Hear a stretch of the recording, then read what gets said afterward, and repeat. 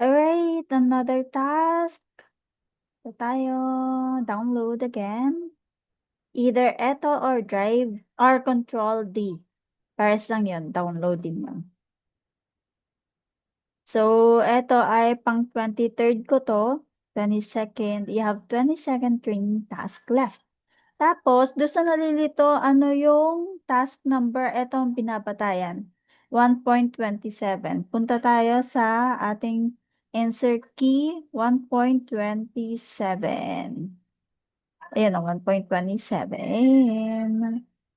Yan din yung makikita ninyo sa ating website. Task.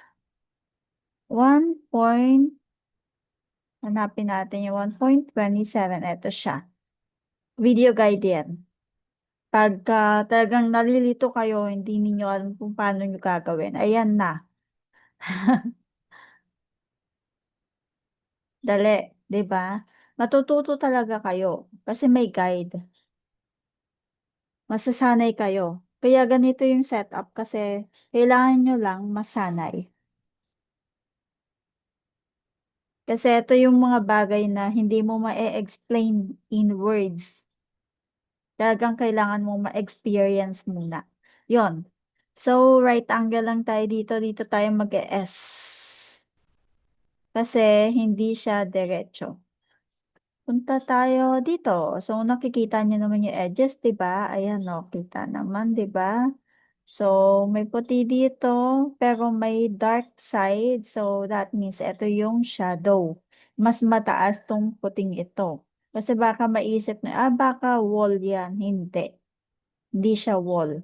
The mere fact na meron siyang shadow, that means elevated siya. Okay? So, F tayo dito. Ganyan.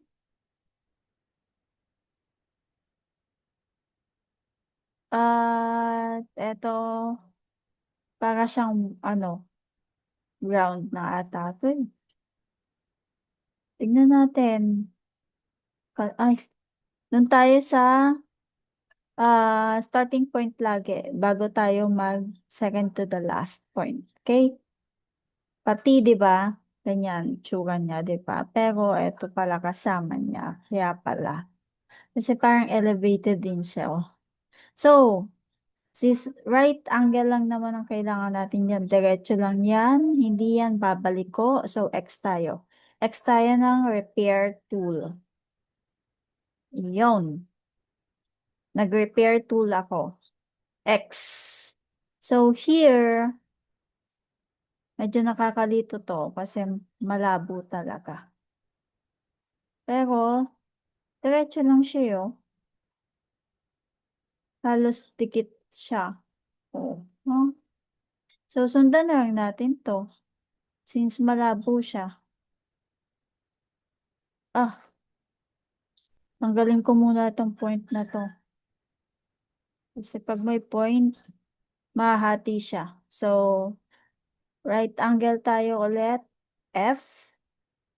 Yan. Tapos, switch ako sa S kasi didiretso yan dito. S tayo. Para pwede tayong bumaliko. Tapos, F. Notice S.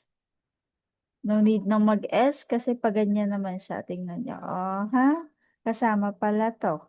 Pero since kasama ka, dalawa lang yung option ko dyan mamaya. It's either mag-i ako dito, tas i-merge ko, or repair tool. So, gawin natin parehas. Okay? So, nag-S tayo dito. Save, ano na natin, spacebar na tayo para mag-close yan. Yan o, nag-close. And then, S tayo dito since ito ay, or E tayo dito. Ito yung sinasabi ko sa inyo. Yan. Tapos, A, para lang i-adjust ito. Para medyo paliko. And then, Shift, press mo to. Para dalawa silang maselect. O kaya naman, drag. Para maselect silang dalawa. And then, V. Yan o. The other option is this. Z tayo, repair tool. Since babaliko tayo, so hindi tayo pwede mag-right angle. So, diretso yan, yan. Tapos, ganyan. Tapos, yun na. Mas madali yung repair tool, di ba? Yan. Ganon lang kadali. Mas maganda pagka meron talagang, pag naka-pull up ito. So, kung hindi nyo pa rin ito kayang gawin ng kayo lang, pull up nyo, eto.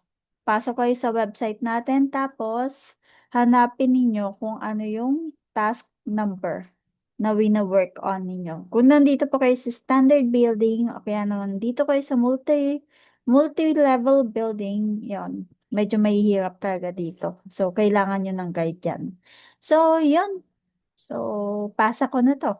Pair topology check muna tayo. Always make it a habit. Okay, wala. Submit na natin ito. So, yan. Submitting files.